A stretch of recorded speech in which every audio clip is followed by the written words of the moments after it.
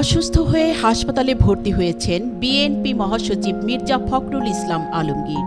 রাজধানীর ইউনাইটেড হাসপাতালে বর্তমানে চিকিৎসাধীন রয়েছেন তিনি। সোমবার বিএনপির মিডিয়া সেলের সদস্য সাইরুল কবির খান জানান, বিএনপি মহাসচিব মির্জা ফখরুল ইসলাম আলমগীর হঠাৎ অসুস্থ হয়ে রোববার সকালে ইউনাইটেড হাসপাতালে ভর্তি হয়েছেন।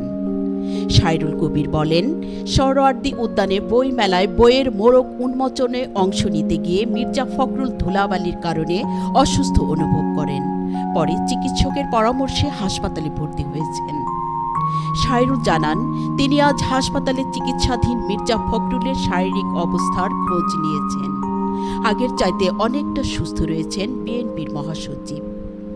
চিকিৎসক ও মির্জা ফখরুলের পক্ষ থেকে তাকে দেখতে হাসপাতালে অযথা ভিড় না করতে অনুরোধ জানিয়েছেন।